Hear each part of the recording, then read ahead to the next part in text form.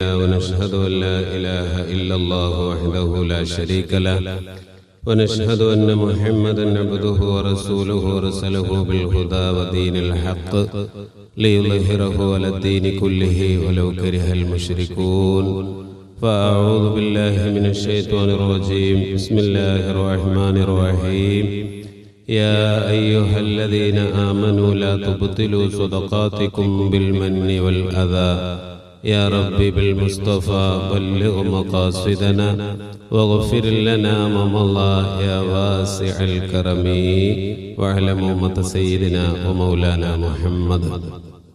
പ്രിയമുള്ള മുഅ്മിനീങ്ങളെ, അല്ലാഹു സുബ്ഹാനഹു തആല നാം ഒരുമിച്ച് കൂടിയതുപോലെ അവന്റെ സ്വരോഗ സ്വർഗത്തിൽ നമ്മെ സ്നേഹിക്കുന്ന മുഴുവൻ ആളുകളെയും ഒരുമിച്ച് കൂട്ടി അനുഗ്രഹിക്കുമാറാവട്ടെ.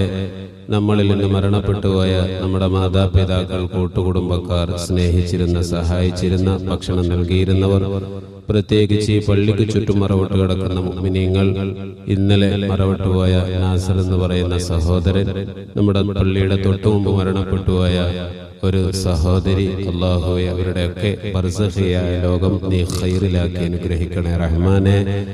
അവർക്ക് വേണ്ടി ഞങ്ങൾ ചെയ്ത ദുആകളും നിസ്കാരങ്ങളുമൊക്കെ നീ കബൂലാക്കണേ റഹ്മാനെ. വീടുകളിലും ഹോസ്പിറ്റലുകളിലുമൊക്കെ രോഗികളായി കഴിയുന്ന ഒരുപാട് പേര് ദുആ കൊണ്ട് വസിയത്ത് ചെയ്തിട്ടുണ്ട്. അല്ലാഹുവേ അവരുടെയൊക്കെ രോഗങ്ങളെ നീ ശിഫയാക്കണേ റഹ്മാനെ. അടുത്ത ദിവസം കണ്ണിന് ഓപ്പറേഷൻ വേണമെന്ന് പറഞ്ഞൊരു സഹോദരി പ്രത്യേകം പറഞ്ഞിട്ടുണ്ട്. അല്ലാഹുവേ എല്ലാം നീ എളുപ്പമാക്കി റാഹത്താക്കി കൊടുക്കണേ റഹ്മാനെ. ഇബാദത്തുകൾക്ക്, ജോലികൾക്ക് തടസ്സമാകുന്ന രോഗങ്ങളെ നൽകി ഞങ്ങളെ ആരെയും നീ പരീക്ഷിക്കരുതേ റഹ്മാനെ. വിശാലമായി സംസാരിക്കുകയല്ല, സ്വല്പം മുമ്പ് ഞാൻ ഓതിയതായ ഒരായത്ത്, ആ ആയത്തിന്റെ ചെറിയൊരു വിശദീകരണമാണ് ഇന്ന് സ്വല്പം നേരം നിങ്ങളോട് പറയാൻ ആഗ്രഹിക്കുന്നത്. പഴയ കാലത്ത് അപേക്ഷിച്ചുകൊണ്ട് നമ്മൾ ധാരാളം ചാരിറ്റി പ്രവർത്തനങ്ങൾ, ദാനധർമ്മങ്ങളൊക്കെ കൂടുതലായി ചെയ്യുന്ന ആളുകളാണ്, കാലമാണ് എന്ന് തന്നെ നമുക്ക് പറയാം. സുഖമില്ലാതെയോ ഏതെങ്കിലും സാമ്പത്തികമായ ആവശ്യങ്ങളൊക്കെ ആരെങ്കിലും പറഞ്ഞാൽ അത് നിറവേറ്റി കൊടുക്കുന്നതിൽ എല്ലാ ആളുകളും മുൻപന്തിയിലാണ്. അത് ജമാഅത്തുകളാണെങ്കിലും പള്ളികളിൽ നമ്മൾ എന്തെങ്കിലും പറഞ്ഞാലുമൊക്കെ, വ്യക്തിപരമായുമൊക്കെ.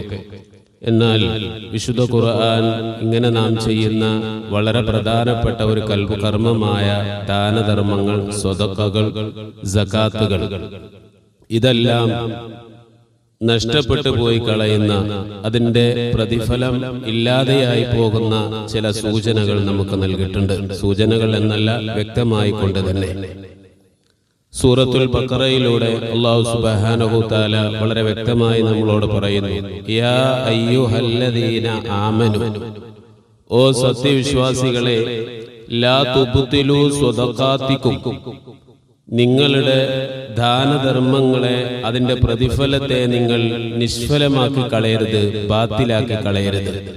എങ്ങനെയൊക്കെ? ബിൽ മന്നി വൽ അദാ, കൊടുത്തത് നാം ചെയ്ത ദാനധർമ്മങ്ങൾ എടുത്തു പറഞ്ഞുകൊണ്ടും ദ്രോഹിച്ചുകൊണ്ടും, ദാനം ചെയ്തതിന്റെ പേരിൽ അവരെ ബുദ്ധിമുട്ടിച്ചുകൊണ്ടും. രണ്ട് പ്രയോഗമാണ് ഇവിടെ ഖുർആൻ സൂചിപ്പിക്കുന്നത്.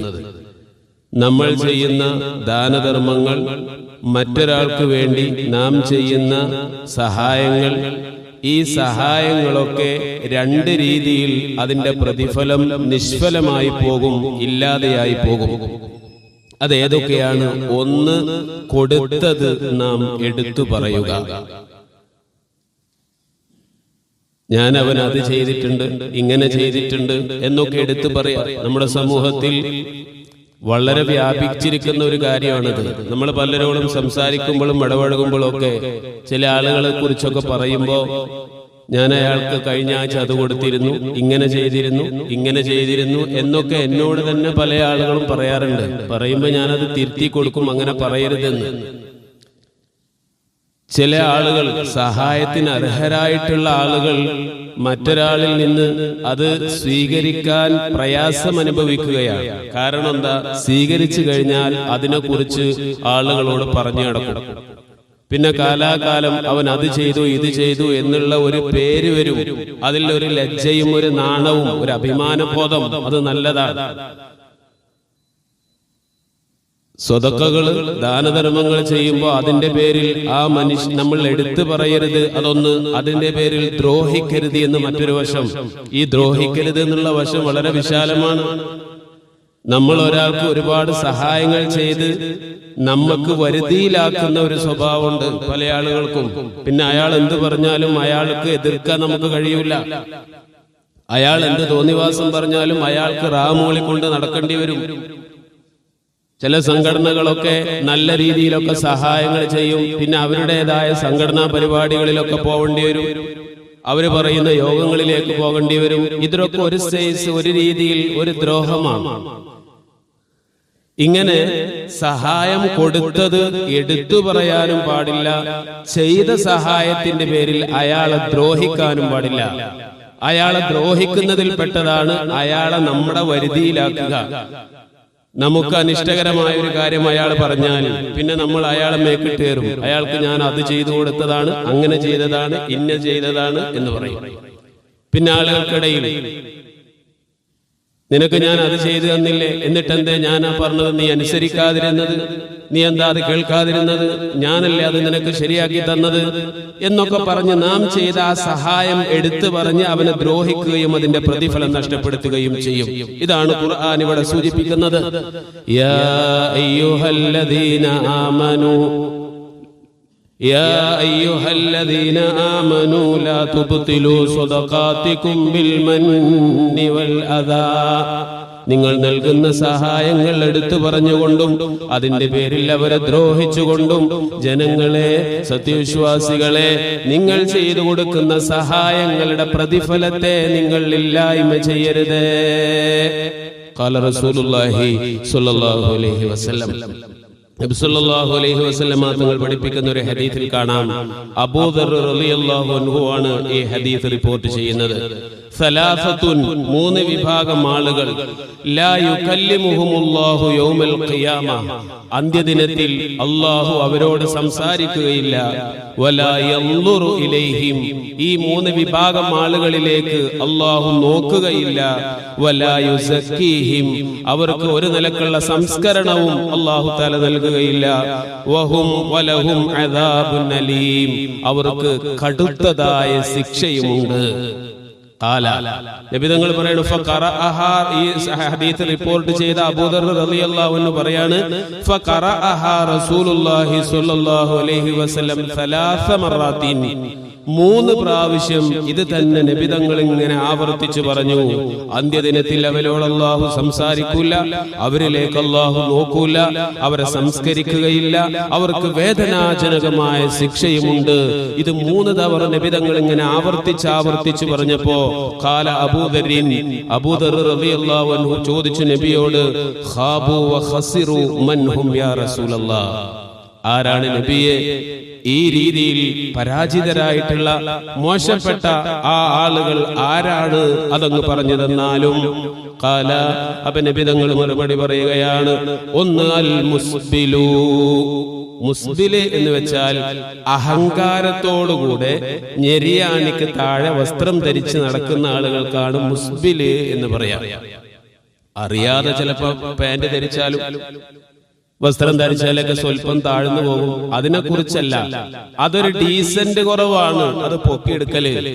ഞെരിയാണിയുടെ ഒപ്പം അല്ലെങ്കിൽ ഞെരിയാണിയുടെ മുകളിലൊക്കെ പേനിട എന്ന് പറഞ്ഞാൽ അതൊക്കെ ഒരു മോശമായിട്ട് തന്നെ ആളുകൾ കാണും എന്ന ഒരു ധാരണയിൽ അത് താഴ്ത്തിയിടുക, അതൊരു അഹങ്കാരമാണ്.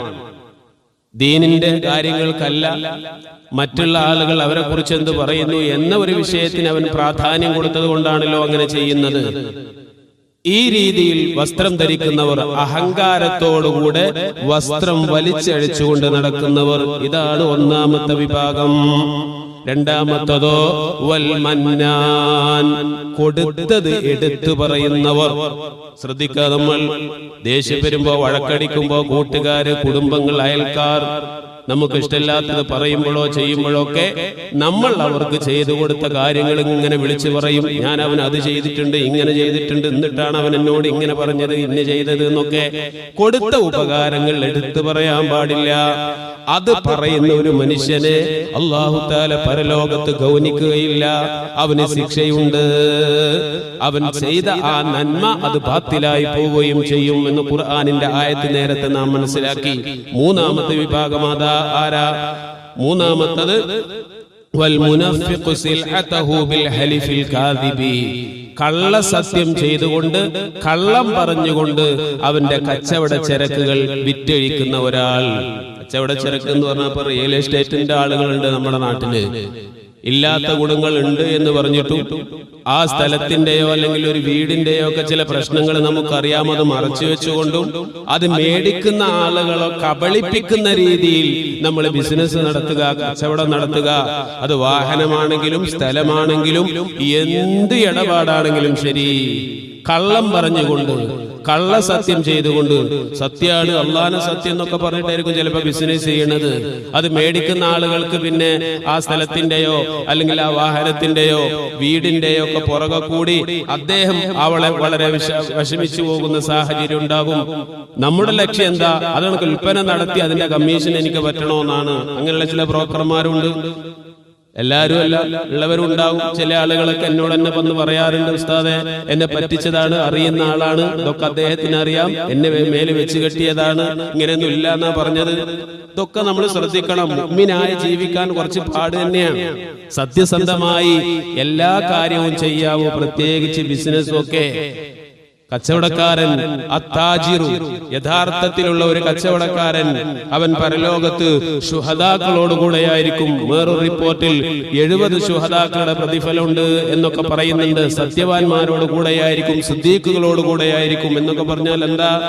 അത് അത്രത്തോളം സത്യസന്ധമായി ചെയ്യാന്നുള്ളത് അത്രയും റിസ്ക് ഉള്ള പരിപാടി ആയതുകൊണ്ടാണ്. ഇവിടെ നബി തങ്ങൾ പഠിപ്പിക്കുന്ന ഈ ഹദീസിന്റെ വചനം എന്താണ്? കള്ളത്തരം പറഞ്ഞുകൊണ്ട് നീ കച്ചവടം നടത്തുക, ബിസിനസ് നടത്തുക, ഇത് നീ ചെയ്യുന്നുവെങ്കിൽ പരലോകത്ത് നിനക്ക് ഒരു പരിഗണനയും അല്ലാഹു തആല നൽകുകയില്ല, മറിച്ച് നിനക്ക് വേദനാജനകമായ കടുത്ത ശിക്ഷയും അവിടെയുണ്ട് എന്ന് ശഫീഉനാ റസൂലുള്ളാഹി സ്വല്ലല്ലാഹു അലൈഹി വസല്ലം. അതുകൊണ്ട് എന്റെ പ്രിയപ്പെട്ടവരെ, നമ്മുടെ ജീവിതത്തിൽ ഈ പറയുന്ന ദുർഗുണങ്ങളിൽ നിന്ന് നമ്മൾ വിട്ടു നിൽക്കുക. എല്ലാവരും കച്ചവടക്കാരല്ല, അതുകൊണ്ട് എല്ലാവരും അത് ബാധിക്കൂല. ഇതിൽ കോമൺ ആയിട്ട് നമ്മളെ ബാധിക്കുന്ന ഒരു വിഷയം, നമ്മൾ ചെയ്ത ഉപകാരങ്ങളെ എടുത്തു പറയുക എന്നുള്ളതാണ്. അനിയനാണെങ്കിലും ചേട്ടനാണെങ്കിലും ഭാര്യക്കാണെങ്കിലും ഭർത്താവിനാണെങ്കിലും ആർക്കാണെങ്കിലും ചെയ്ത ഉപകാരങ്ങൾ എടുത്തു പറയരുത്. യാ അയ്യുഹല്ലദീന ആമനൂ ലാ തുബ്തിലൂ സ്വദഖാതികും ബിൽ മന്നി വൽ അദാ. കൊടുത്തതെടുത്തു പറഞ്ഞു, കൊടുത്തതിന്റെ പേരിൽ അയാളെ ദ്രോഹിച്ചുകൊണ്ടും നമ്മളെ കിഴിയിലൊതുക്കി നമ്മൾ പറഞ്ഞതൊക്കെ റാമൂളി കേൾക്കുന്ന ഒരു പരിഭവത്തിലേക്ക് അയാളെ മാറ്റിയെടുക്കുക, അല്ലെങ്കിൽ നമ്മുടെ ലക്ഷ്യത്തിലേക്ക് അയാളെ കൊണ്ടുവരിക, നമ്മുടെ ആശയത്തിലേക്ക് അയാളെ കൊണ്ടുവരിക, നമ്മുടെ സംഘടനയിലേക്ക് അയാളെ കൊണ്ടുവരിക എന്ന ലക്ഷ്യം വെച്ചിട്ടൊന്നും ഒരാളെയും നമ്മളെ സഹായിക്കരുത്. അത് പാടില്ലാത്തതാകുന്നു എന്ന് ഖുർആനിന്റെ വചനങ്ങളാണ്. അതുകൊണ്ട് നമ്മൾ ചാരിറ്റി ചെയ്യുമ്പോഴും നല്ല രീതിയിലുള്ള സഹായങ്ങൾ ചെയ്യുമ്പോഴൊക്കെ അത് ബാത്തിലായി പോകുന്ന ഇത്തരത്തിലുള്ള ദുഷിച്ച ചിന്തകളെയും വാക്കുകളെയും നാം സൂക്ഷിക്കുക. അല്ലാഹു തആല അത്തരത്തിലുള്ള വാക്ക് പ്രവൃത്തികളിൽ നിന്ന് നമ്മെ കാക്കുമാറാവട്ടെ. ഇത് ഞാൻ പറയുന്നത് എന്താന്ന് ചോദിച്ചാൽ, മനുഷ്യരാണ് നമ്മളൊക്കെ. ചിലപ്പോൾ ദേഷ്യം വരുമ്പോ അവനക്ക് ഒരുപാട് ഉപകാരം ചെയ്തു കൊടുത്ത ഒരാൾ നമ്മളെ മേക്കിട്ട് കയറുമ്പോ നമ്മൾ അറിയാതെ പറഞ്ഞു പോകും. അപ്പൊ നമ്മുടെ മനസ്സിലേക്ക് വരിക, പടച്ചോനെ അത് പറയാൻ പാടില്ലല്ലോ, ഞാൻ ചെയ്തത് നഷ്ടാവുമല്ലോ എന്നുള്ള ഒരു